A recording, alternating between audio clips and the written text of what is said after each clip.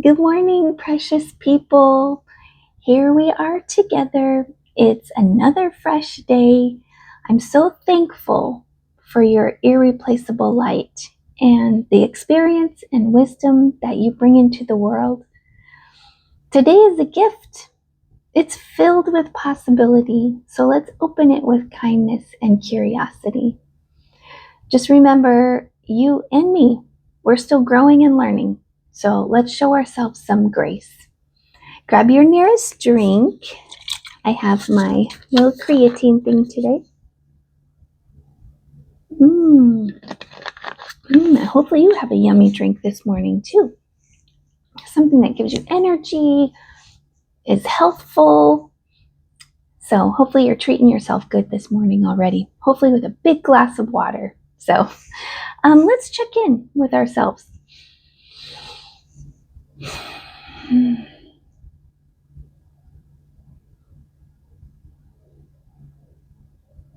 feel okay. I know the last couple of days I was feeling a little tightness. This morning, actually, I was feeling something in my back, a little stress. Oh, yeah, I've been taking on so many obligations and saying yes to doing so many things. This week, I had to finally just email my group, a group of ladies, and that I was given a task to be a part of, and just say I can't. I actually won't be back to this group for a while. I'm going to take a break. And I've taken a break from the group before, so it's kind of my MO every year or so, taking a little break from my group. But I just have so many projects I'm working on, and I think there was a little tension I was feeling this week. Maybe just the stress of, how do I say it? The stress of saying no. The stress of having boundaries. I had somebody offer to try to rehome 2 cats. And at first I was like, yeah, I have 2 cats. I could take 2 more. That's fine. Just change the litter box more often. 2 cans of cat food instead of 1. It'll not be too much hassle. But then I ended up a couple days later saying, after thinking about it more, I can't at this time. And then I said no to my group of ladies, and there was something else I pulled out of. Oh, I was really trying to help that one lady I told you about earlier this week who lost her husband. I wanted to spend a lot of time with her because I felt bad for her. And she wanted to go to a blues concert, and I was like, crowds are not my thing. So I was feeling really anxious about that, just the idea of it. And you pay to go to it, and I don't even know if I like blues music. Maybe I do. It just didn't seem like something I wanted to do. So I stood up for myself and I said, that's not something I want to do. You know what? Maybe I'll make an episode next week. Let me write that down. Maybe about boundaries. Because I can say yes and push my own comfort aside a lot. Oh, and this week anyway, let me write that down. I have so many examples where it's just saying yes, trying to help everyone, and then it gets to the point where I'm overwhelmed and I've overcommitted. So this week, just setting these boundaries made me feel so tense. Just saying no to things makes me feel so tense. But I wanted to recap what we talked about this week, and if anything sounds interesting, you could go watch the full-length video earlier in this week.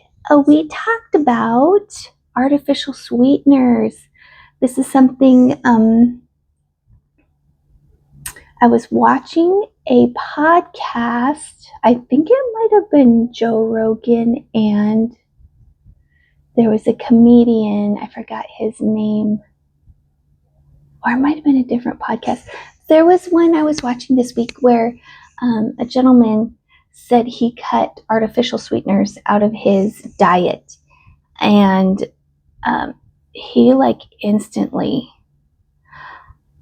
started thinking better. He didn't, it's not like he was purposely cutting these sweeteners out of his diet to improve his brain function, but it just happened to be he saw a huge improvement in his ability to remember and think. And so that this week I have, let's see, since reading that, since seeing that on a podcast and researching it a little bit, and I presented a couple pieces of actual research in my episode, especially for people under 60. So I'm turning 50 soon. That would be me. And I've been thinking through mud. I've been sludging and trudging and trying to think and remember and use and find words. I've been blaming it on menopause or perimenopause, but I did start taking a supplement, which is DIMDHEA pregnenolone. It has a whole bunch of different supplements in it. And then I took a creatine kind of packet. I've been taking that in my water every day. I've seen an improvement. And this whole week, I have not had anything with artificial sweetener in it. So I'm proud of myself for that. And I do feel better. I tell you what, even this week, I feel like something is activated in my brain. So very good. If you want to go back, that's on February 22nd. I talked about that. That was Sunday. The next day, I talked about fighting the darkness in this world and what you put out into the world that AI can grab and synthesize into information for someone else. So, and that is something I'm working on. I still revert to like maybe this sarcasm or maybe it's these negative little remarks. I was asking AI something last night. It was Grok. And I was asking it about the platform, the AI platform that the Department of War won't be using anymore. They're phasing it out over the next 6 months. And it wouldn't refer to the Department of War as the Department of War. So it kept calling it the DOD, and I was trying to correct it. I go, well, actually, it is the Department of War now. It's like, yeah, people want to call it Department of War. I'm like, hey, I need accuracy. When you're synthesizing information for me, I need what it is actually called now. It was an executive order. It is its official name now, so start using that when you talk to me. Because I'm like, stop. I didn't ask you about the name of it, but you're inserting like some, what do you call it? Propaganda or not propaganda? Word think? It's something that Ayn Rand talks about. Something think. Word think? Anyway, so words mean something. Words shape your brain and how you think about things. So I want to call things the right name, use the more powerful term when I'm talking about this department, because the department needs to be seen as a powerful force. The Department of Offense, like if you want a cushier word for it. Anyway, so I had a little back and forth about AI with AI, and I want to make sure it's correct, and it knows it really should be using this term when it's talking about these things, because that's the name of the department.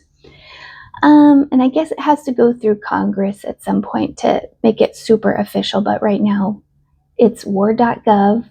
The secretary is the Secretary of War. It's not formerly the Secretary of Defense. You know, it's just Department of War, Secretary of War. War.gov is their website. Let's see. Then I talked about the Olympics. Oh my goodness, that ended about a week ago. And just the historic accomplishments and everything I'm seeing online is just joy and celebration and national pride and loving the country that they're in. I love it. I love it. I don't want it to be political. I just want love of country. I want when you're in a country, you love that country. Um, and no country's perfect is the thing. Not a single country. I can't think of another country I'd rather be in that's doing something better than here, even though we have some serious flaws. And and the thing is, and I made this point also in my episode this week, if there's something that bothers you, something you're concerned about, get involved. Get involved. What's plaguing you? First of all, vote, because who you vote for does have consequences. Um, and then if you can zero in on a cause that not everyone cares about the homeless, not everyone cares about pregnant mothers, not everyone cares about children's safety in the streets, or school lunches or things like that. But the thing you're concerned about, the thing that God has put on your heart, get involved in that. Find where you can volunteer at the homeless shelter, where you can hand out meals, where you can work at a food bank, be part of the community. There's all sorts of community meetings. That's what I've found out lately. I had 2 community meetings this week, and I have one that I'm actually running, co-running next week. And so it's like, yeah, get in the space that you're concerned about, be active, and yeah, love. God is love. Doing anything, like even being involved in the community without love in your heart is meaningless. It's hollow. It's like a sounding brass. The Bible talks about that. Just making noise, but not making progress. And then I talked about 2 days ago, so that would be Thursday, I talked about time management techniques and how your body has these productivity cycles. So let's hit the top things that I talked about. The Pomodoro technique, which is like every 30 minutes, you have 25 minutes of focus, like intense, like you are really squeezing your brain and effort into this 25 minutes. And then you give yourself 5 minutes. Stand up, walk around, give your eyes a break. Don't think about what you were just intensely working on. It's like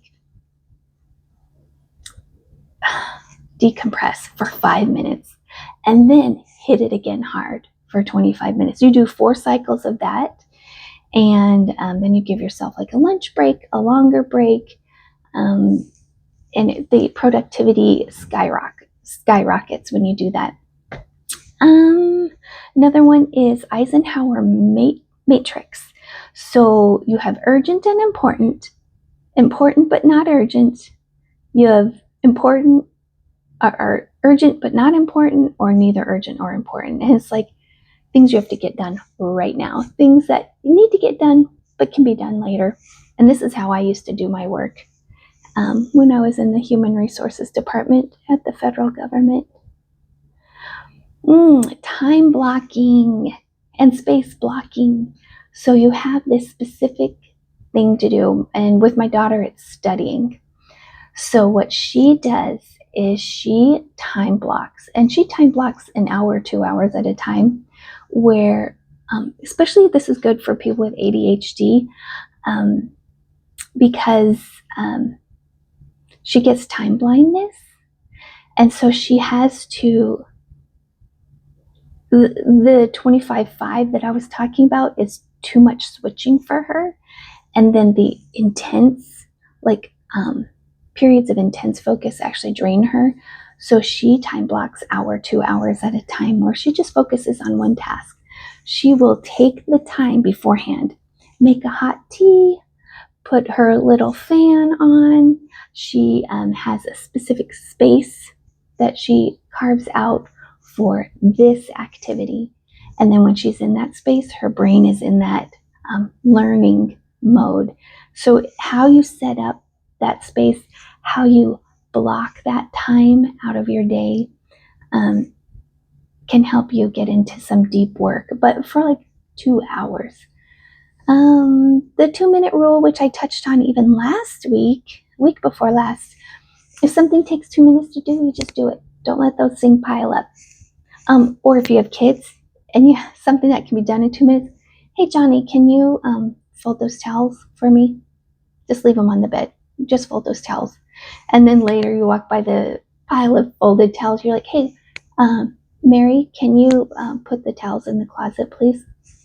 You don't even have to do it. You have kids, and they learn and they develop lots of empathy and feelings of responsibility when you have them do things like that.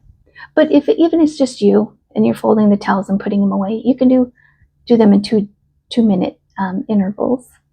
Something called Eat the Frog, which is we all have things we have for the day, things I need to get done today. The one thing I'm kind of like that email I had to send to tell my group, hey, I'm not going to be coming back, pass my duties on to someone else. I have supplies for the thing I need to give someone. I was dreading it. I tell you what, when I woke up and I decided that I need to cut things out of my life, I was like, ugh, I don't want to. I love these ladies. I want to hang out with them.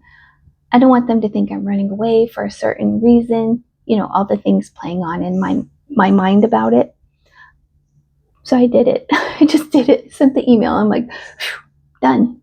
Now I can enjoy the rest of my day instead of fretting that I'm like going to disappoint somebody. So that is called eating the frog. The hardest, most uncomfortable thing that you need to do that day, do it first. Get it out of the way. You feel a sense of accomplishment and you can move on. Oh, goodness. I do have 2 more. So I guess that wasn't Thursdays.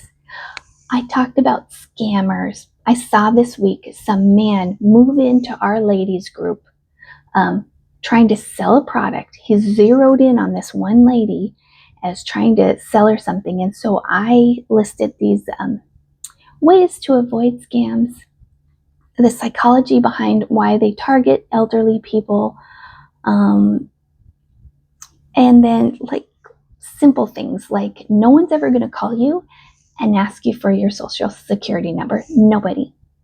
If they do, if someone calls you and they're pressuring you to do something, give information or whatever, you tell them, I'm going to hang up and I'm going to call you back. You go to their trusted website, get a phone number and call them back and say, someone from your organization was asking me for my social security number. The IRS will never call you. Never, ever. Your bank, the IRS, let's see what other things. I had a little list.